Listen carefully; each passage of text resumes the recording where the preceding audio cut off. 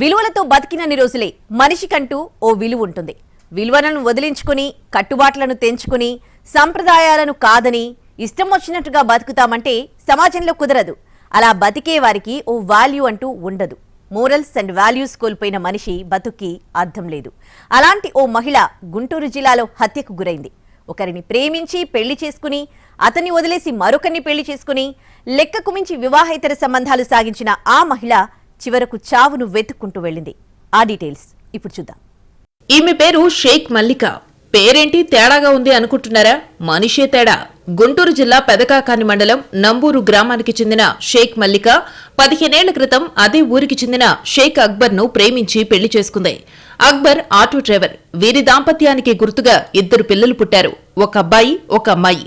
అక్బర్ ఆటోలో రోజూ రాకపోకలు సాగించే కారుమూరి ప్రేమ్ కుమార్ తో మల్లికకు పరిచయం ఏర్పడింది. ఆ పరిచయం వివాహేతర సంబంధంగా మారింది.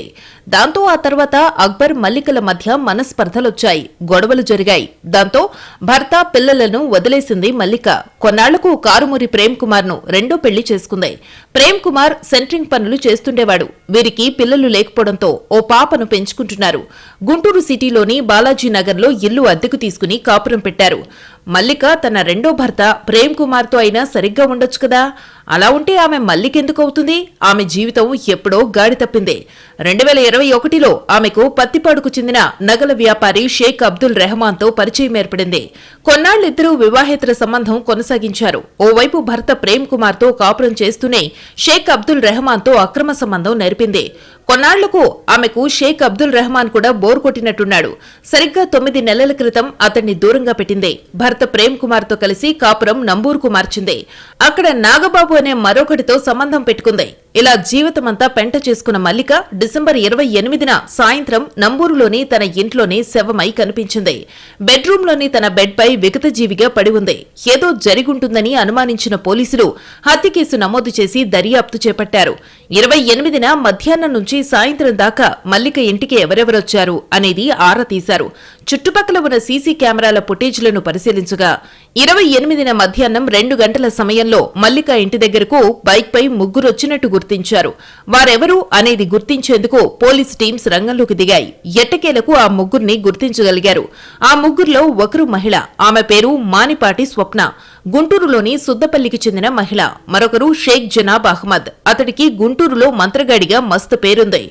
ఇంకొకరు అతడి అనుచరుడు ప్రకాశం జిల్లా పామూరు మండలం పడమట కట్టకిందపల్లికి చెందిన ఎర్రబెల్లి ఖాజా రసూల్. షేక్ జనాబ్ అహ్మద్, మానిపాటి స్వప్న, ఖాజా రసూల్ ఈ ముగ్గురికి మల్లికను చంపాల్సిన అవసరమేంటి? వారిని పట్టుకుని విచారించిన పోలీసులకు మైండ్ బ్లాక్ అయింది. మల్లిక జల్సాలకు అలవాటు పడిందని, లగ్జరీ లైఫ్ కోసం ఎంతకైనా తెగిస్తుందని పోలీసుల దర్యాప్తులో తేలిందట. అందులో భాగంగానే లెక్కకు మించిన వ్యక్తులతో వివాహేతర సంబంధాలు పెట్టుకుందని పోలీసులు గుర్తించారు. అలాగే ప్రతిపాడుకు చెందిన నగల వ్యాపారి షేక్ అబ్దుల్ రెహమాన్తోనూ వివాహేతర సంబంధాన్ని సాగించింది. అతన్ని గట్టిగానే వాడుకుంది. నగలు, డబ్బు రూపంలో మల్లికకు 15 లక్షల రూపాయల దాకా సమర్పించుకున్నాడు షేక్ అబ్దుల్ రెహమాన్. దాని తర్వాత నంబూరుకు మకం మార్చిన మల్లిక నాగబాబుతో వివాహేతర సంబంధం పెట్టుకుని రెహమాన్ ను దూరం పెట్టింది. నాగబాబుతో దగ్గరగా ఉన్న ఫోటోలు, వీడియోలు రెహమాన్ కు పంపించి తన జోలికి రావద్దని చెప్పింది. మల్లిక పంపిన వీడియోలు, ఫోటోలు చూసిన రెహమాన్ రగిలిపోయాడు. తనతో వివాహేతర సంబంధాన్ని మల్లిక మధ్యలోనే తెంచేసుకున్నప్పటికీ ఆమెను వదులుకోలేకపోయాడు షేక్ అబ్దుల్ రెహమాన్. ఎలాగైనా సరే ఆమెను తన సొంతం చేసుకోవాలనుకున్నాడు. అందుకోసం ఆమెను వశీకరణ చెయ్యాలనుకున్నాడు. ఢిల్లీ నుంచి వచ్చి గుంటూరు ఇన్నర్ రింగ్ రోడ్లోని గాయత్రి అపార్ట్మెంట్లో ఉంటున్న మంత్రగాడు షేక్ జనాబ్ అహ్మద్ ను సంప్రదించాడు. ఎలాగైనా మల్లిక తనతోనే ఉండేలా చెయ్యమని కోరాడు. షేక్ జనాబ్ అహ్మద్ కు 3 లక్షల రూపాయలిచ్చాడు రెహమాన్. వశీకరణ పూజల కోసం మల్లిక తల వెంట్రుకలు, దుస్తులను షేక్ జనాబ్ అహ్మద్ కు ఇచ్చాడు రెహమాన్. పిండితో బొమ్మ తయారు చేసి వశీకరణ పూజలు చేశారు. ఖాజా రసూల్, మానిపాటి స్వప్న కూడా క్షుద్ర పూజల్లో భాగమయ్యారు. అయితే మల్లికను వశపరుచుకునేందుకు చేసిన క్షుద్ర పూజలు ఫలించలేదు. దాంతో కనీసం ఆమె కాళ్లు, చేతులు పడిపోయేలా చెయ్యాలనుకున్నా సాధ్యం కాలేదు. దాంతో రెహమాన్ కోపం నషలానికంటింది. తనకు దక్కని మల్లికను చంపేయాలనుకున్నాడు.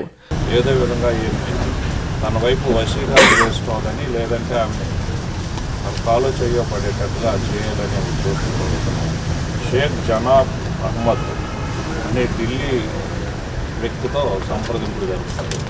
అతను క్షుద్ర పూజలు తాంత్రిక విద్యలు నాకు తెలుసు, ఆమెకి నీకు వశమయ్యేటట్టుగా చేస్తానని చెప్పి ఆమె ఈ హనుమాన్ని నమ్మిస్తాడు. ఆ విధంగా అతని దగ్గర 3 లక్షల రూపాయలు సుపారీ తీసుకుని అతను ఆమెకు సంబంధించినటువంటి దుస్తులు, పేరు మొదలైనటువంటి ఆమె ధరించినటువంటి అన్నీ కూడా జాగ్రత్తగా అవి తీసుకుని ఈ ధర్మమైన ఆ మాంత్రికుడు షేక్ జనాబ్ అహ్మద్ అనే అతనికి ఇస్తాడు. మల్లికను చంపే పనిని మాంత్రికుడు షేక్ జనాబ్ అహ్మద్, అతడి అనుచరులు ఖాజా రసూల్, మానిపాటి స్వప్నలకు అప్పజెప్పాడు రహమాన్. ఈ ముగ్గురు కలిసి స్కూటీపై 28న మధ్యాహ్నం నంబూరుకు వెళ్లారు. మల్లిక ఇంటి ముందు స్కూటీ దగ్గర స్వప్న నిలబడి ఉండగా షేక్ జనాబ్ అహ్మద్, ఖాజా రసూల్ ఇంట్లోకి ప్రవేశించారు. ఆ సమయంలో మల్లిక ఇంట్లో ఒంటరిగా ఉంది. నోరు మూసి చున్నీతో గొంతుకు ఉరిబిగించి మల్లికను చంపేశారు.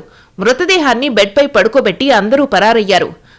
షేక్ జనాబ్ అహ్మద్ క్షుద్ర పూజలు చేసి, అలాగే ఎర్రబెల్లి ఖాజా రసూల్ వీళ్ళిద్దరూ కలిపి 4వ ముద్దైనటువంటి మానిపాటి స్వప్న యొక్క స్కూటీ మీద ముగ్గురు కలిపి ఈమె ఇంటికి సమీపం వరకు వచ్చి అక్కడి నుండి ఆమెను బండిదారి కాపలా పెట్టి వీళ్ళిద్దరూ లోపల వచ్చి చంపేయడం జరిగింది.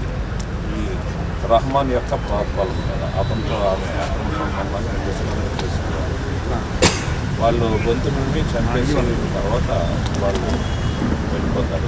మల్లిక తల్లి ఇచ్చిన ఫిర్యాదుతో కేసు నమోదు చేసి దర్యాప్తు చేపట్టిన పోలీసులు మల్లిక మాజీ ప్రియుడు షేక్ అబ్దుల్ రెహమాన్, మాంత్రికుడు షేక్ జనాబ్ అహ్మద్, అతడి అనుచరులు ఖాజా రసూల్, మానిపాటి స్వప్నలను అరెస్టు చేశారు. వారి నుంచి మల్లిక దుస్తులు, 40,000 రూపాయల నగదు, స్కూటీ, సెల్ ఫోన్లను స్వాధీనం చేసుకున్నారు. నిందితులను రిమాండ్కు తరలించారు. గాడి తప్పిన మల్లిక జీవితమే ఆమె హత్యకు కారణమైంది.